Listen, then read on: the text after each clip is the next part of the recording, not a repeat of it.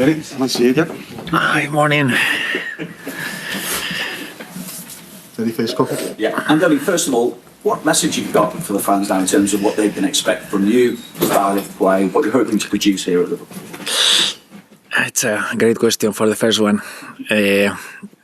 I would like to give them a team that they can feel proud of. I think football, and especially Liverpool for me, is about connecting with the people, connecting with our supporters. I've been in the other side at Anfield. I've experienced, I always say, the goal that Kies scored in the first game of the past season, where you can feel the stadium. And I would love to have this every game we play. And it has to come from us, from inside the pitch. And we have to be a team that we know works hard, intense, aggressive, vertical, so everyone can be identified. Everyone can feel comfortable supporting this team. In terms of that then as well, what do you feel the squad needs in terms of reinforcements? Yeah, obviously we've signed 2 players already, but we need more players. We know this. The club is working on this. Me as a coach, selfishly, you want the players here the day one, ready to train from the pre-season, but we understand that football doesn't work like this, no? And I know the club is working hard to get those signings, and I'm trying obviously to help also. And just to gauge where the current group is at, what conversations have you had? I'm thinking, have you spoken to Arne Slot about what happened last season? Also the likes of Virgil van Dijk, the likes of Alisson as well. Have you spoken to them? Because they're 2 players as well with just 12 months left on their contract. Yes, I've spoken especially with all the players that have been in the World Cup, that especially the ones that have already been eliminated and are enjoying their holidays. I didn't want to disturb them or bother them while the World Cup was ongoing, but I think have been very good conversation. I'm also using this couple of weeks I've had before we start properly the first team trainings to talk with a lot of people around that work every day here, and those are the ones that are helping me create, I think, a good environment so our players can perform and can, let's say, we can maximize their abilities. Okay, thank you. Carl, do you want to go next? Can you say who you are and the organisation you're from, please, Carl, just first of all? Carl Mark from the Press Association. Welcome. Thank you. Just talk about that. Do you understand what it means to be a Liverpool manager? You say you've spoken to people about around the club. Do you understand what the job needs? Yeah, I want to think I understand. Probably until you are not here and until I don't go through certain experiences, I will not fully know. But I'm here to experience those situations. I'm ready for it. I understand this is a massive club. Everything that I'm gonna say now, it's gonna go to big scrutiny. You have to be very aware of the mistakes, but I wouldn't like also to be too careful. I would like to act quite normal. We were talking to Tony now.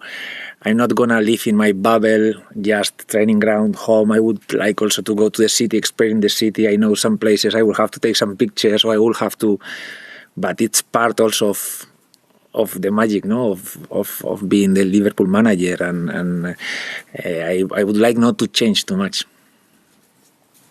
You've spoken about talking to some of the players. What's your assessment of the squad you have inherited, and have you had a chance to look at maybe last season and where things didn't go right? Yes, obviously I talked to the players, I talked to the staff, I talked about the things that were working very well, things that we think we can do differently. I wouldn't say better, differently. I think is different. I have the advantage that probably players already know what we are gonna demand in terms of style of play, but we will have time to know each other. One thing is to know a player, to talk to a player, to ask him, okay, where do you feel more comfortable in this position, in this other one? Where do you see yourself? Because I'm making the players these questions so I can understand them and I can. But after, I will see them train. I will make some tests during pre-season. I will feel things and then I will take decisions from there. Just following on that, you're about trying to know the players. How much will the World Cup impact you as a new manager trying to learn about your new players when they're going to come back in sort of bits and bobs? Sorry, I didn't get the question. You're a new manager with new players. Some of those players are going to come back later than others with World Cup. How much does that make your job more difficult? I think it is what it is. We cannot change it. I think players deserve a break. The ones that have been in the World Cup, they deserve at least their 3 weeks, so they can enjoy their time with friends, family, thinking other things, even physically. Some of them they need a rest after a very busy season. And I think I'm looking at the positives almost, because I've had now 1 week to see every training from the under-21s. We've had some of the players from the first team willing to come a little bit before, so they are already in a better shape to start. Already today that they didn't have to come, I've seen 2 or 3 that I haven't seen before, that they are already here, ready for the testing tomorrow. So I think this progressive introduction also will allow me maybe to get more in touch with every player, and also will give, especially the young players, some players that have been on loan, more minutes during pre-season. First part of pre-season basically is going to be with a lot of players from the academy, players that in other situation maybe I wouldn't know as well, and now I will have the chance to get them to know personally, training every day with them in some friendlies, and it's going to be good information for me. Julia from BBC Radio Merseyside. Harvey Elliott's returned. He had a strange season for him last season. It didn't turn out how many anticipated. Do you see a situation where Harvey Elliott's future is now at Liverpool again? Definitely Harvey is here with us. He has come also. I've seen him with this eagerness of showing himself, getting himself ready again. He will have a chance during the pre-season. We will need him, and it's a good sign. He came 1 week earlier. He's been training with the under-21s, and I hope we can see him in a good place. No, I think Harvey comes from, especially last season, had to be very difficult for him, because it was a strange situation where basically they couldn't even put him to play, and I think he uses this like what he has experienced, the bad situation he has experienced, to make him like even more eager to be a Liverpool player. Yes. You mentioned the scrutiny that comes with being, at Liverpool. Can you be the same coach as you always have been, or do you have to change now? I will try to be the same coach. I understand. I will maybe make mistakes here. I will say things that I shouldn't. But you cannot be all the time, thinking exactly, don't tell this, don't. I think you have to be yourself. You have to be yourself, and I will try to be. Obviously, I cannot say everything here to you. There are some things that you have to keep private, but especially with the players. No, I know that we will have big personalities, big egos, but I will try not to change with them also. Yes. Beth? Hi, I'm Zoe from ESPN. Just following on from that, in terms of your character, your personality, what can fans expect from you? What kind of personality or character would you say that the most difficult question probably, no? Try to describe yourself. I don't like to do this at all. I think you have the advantage that you've already seen me 3 years at least in the Premier League. I think everyone kind of some of them will know me better, the others maybe they don't know me, but the people involved in football, more or less, they will know what we are going to try to do. Obviously, I understand that this is Liverpool. We have to change some things. We have to change a little bit, even tactically, even on the pitch, even. But if they sign me, it's because they want a lot of things that I was doing before in other clubs. So I wouldn't like to change in the pitch the DNA of what have been my teams and also outside. How I'm going to answer your questions, how I'm going to relate to the supporters, how I'm going to... I think I will try to be as natural as possible, and I hope it doesn't change me a lot.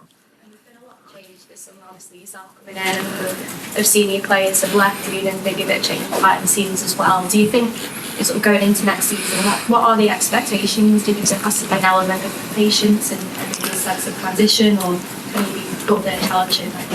No, I think we have to accept there are like difficult situations right now in terms of, if I would say, both sides.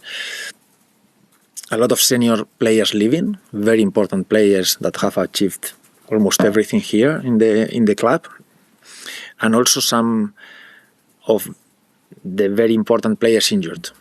We haven't started training, and we already have, especially in cases of Hugo Ekitike, Conor Bradley, Giovanni, Leoni, long injuries.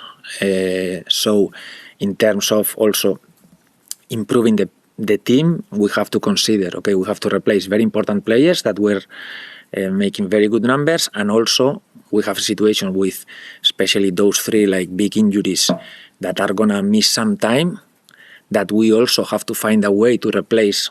We know that these three players, for example, I love them, the three. They are the long-term solutions, I'm sure. About Conor, about Giovanni, about Hugo, but there is going to be, especially in Hugo's case, a period where we will be without them, and we have to try to find solutions also. Adam? I think you're talking quite a bit about playing vertically, attacking price, high press, overlapping, etc.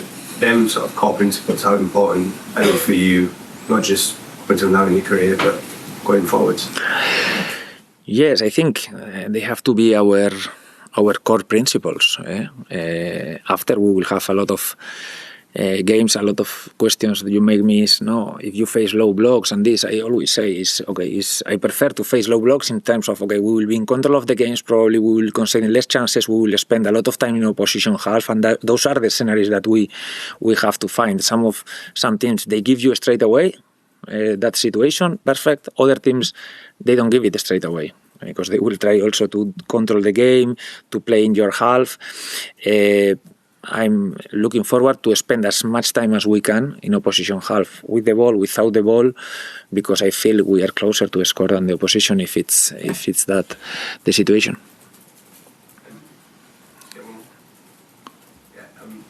When obviously the announcement happened last month, there was a bit of talk about having a 2-year deal. I understand that's sort of your preference usually. Can you sort of delve a bit more into that and why you prefer that? Yeah, 2-year deals, I always say, in terms of coaching, contracts, they don't matter a lot. I don't want to be in a place because I have a contract. Because we are not sure, but you have a contract, stay there. No, it's like, I think I signed 2 years, but it's basically year to year. When you are a coach, we've seen a lot of managers that they have a long contracts, and because the club doesn't want, because they don't want, because at the end, when you are a player, it's very important. I think the contract is very important, but when you are a manager, I feel, if they sack you, it's going to be better because they will pay me a little bit more, or, if I haven't worked also, it's like, if you are happy, I'm happy, don't worry, I hope I can stay here 2 years, a lot more years. It would mean that I've done a very good job, but I feel we have to earn. Managers, we have to earn every year the right to continue, especially in clubs like Liverpool, but I do it everywhere. I've done it always like this, yes. Hi, Andoni. You're a Talksport International. Last year, Bournemouth played 40 games Yeah. in the competitions, and Liverpool played 57 games. Yes. In terms of managing that extra workload of competing on all four fronts and playing that aggressive style that you want to play, how important is the size of your squad in being able to manage that, particularly whether it's first team players or players from the academy? Yes, I think it's a big challenge for me. I think it's a big change because here most of the weeks are not going to be clean in terms of we will have a midweek game. I think it's also a great opportunity for the players because I always love to have this kind of seasons as a player. You basically don't train a lot. You play, recover. I think there is a chance to use more players also because it's impossible to deal with this kind of seasons with 13, 14, 15 players. You need all the squad. And there are positives on this, but also we have to get ready because in this kind of hard season, a lot of games, injuries will happen, situations will happen. So we have to get ready in terms of squad depth, so we can deal with the demands of the competition, and we can go through those months, especially here in England, December, January, February. Those months are really hard, and we have to arrive to those months in a situation where we can deal with them. Yes. Hold on, yeah. Do the breakout next door. Okay. Thank you.